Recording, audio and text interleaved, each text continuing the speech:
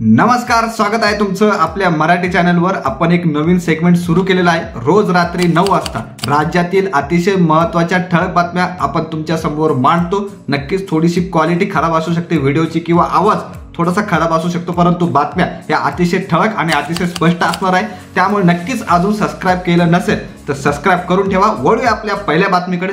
तर पहिली बातमी आहे की लवकरच उद्धव ठाकरे आणि राज ठाकरे आपल्याला एकत्र दिसू शकतात। ठाकरे कुटुंब लवकरच एकत्र येऊ शकतात अशी सध्या बातमी येते। 2 ऑक्टोबरला दसरा मेळाव्यात घोषणा होण्याची शक्यता सुद्धा वर्तवली जाते।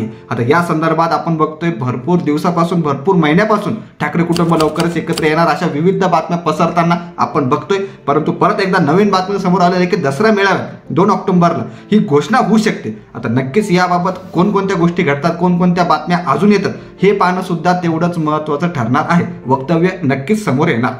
वळू आपल्या पुढच्या बातमीकडे। मनसेने कपिल शर्माच्या शोला इशारा दिलेला आहे। गोष्ट अशी झाली होती की बॉम्बेचे मुंबई अधिकृत नामकरण होऊन जवळपास 30 वर्ष झालेली आहे। अतिशय महत्त्वाची गोष्ट आहे की बॉम्बेचं मुंबई हे नाव हे अधिकृत होऊन जवळपास 30 वर्ष झालेली आहे। तरी सुद्धा बॉलिवूडचे काही स्टार असू द्या, कपिल शर्माच्या शोमध्ये जे येतात नेते असू द्या, विविध गोष्टी ते बॉम्बे हा शब्द वापरतात। तर तो नक्कीच त्यांना इशारा देण्यात आलेला आहे। असा उल्लेख करावा ही विनंती, मुंबई असा उल्लेख करावा ही विनंती वजा इशारा देण्यात आलेला आहे मनसेकडून। तर वळूया आपल्या पुढच्या बातमीकडे। पुढची बातमी आहे भारत वर्सेस पाकिस्तान ही मॅच। आता आपण बघतोय की मागच्या काही काळापासून भारत आणि पाकिस्तान ही मॅच होऊ नये यासाठी भरपूर गोष्टी घडत आहे। आपण बघितलं की भारताचे जे सुपरस्टार आहेत, इंडिया लेजंड आपण ज्या मॅचेस म्हणतो, त्या मॅचेसमध्ये सुद्धा भारताने सेमीफायनलमध्ये पाकिस्तान सोबत मॅच खेळली नाही। पाकिस्तान डायरेक्ट फायनलमध्ये गेलं, तिथं हारलं आणि हारत राहणार नक्कीच। परंतु आता ज्या एशिया कप सुरू झालेला आहे, भारत आणि पाकिस्तानची 14 सप्टेंबरला मॅच आहे, ती मॅच होऊ नये असं भरपूर जणांचं म्हणणं आहे। आणि परंतु या याचिकेवर सुनावणी करण्यास सुद्धा सुप्रीम कोर्टाने नकार दिलेला आहे। सुप्रीम कोर्टाचं म्हणणं आहे की ही मॅच आम्ही थांबवणार नाही, मॅच होऊ द्या। आता यामध्ये जर आपण बघितलं तर उद्धव ठाकरे यांचा पक्ष या विरोधात मैदानात उतरणार आहे। रविवारी सिंदूर रक्षा आंदोलन होणार आहे।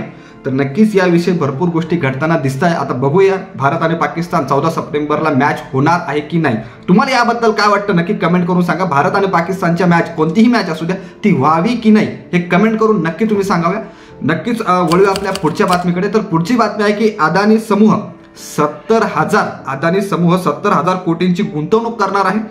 कोळसा उद्योगात अदानी एंटरप्राइजेसची गुंतवणूक तब्बल 30,500 तरुणांना रोजगार मिळणार आहे। अदानी ग्रुप नक्कीच महाराष्ट्रामध्ये गुंतवणूक करणार आहे वेगवेगळ्या ठिकाणी। नागपूरला तर स्पष्टीकरण झालेलंच आहे।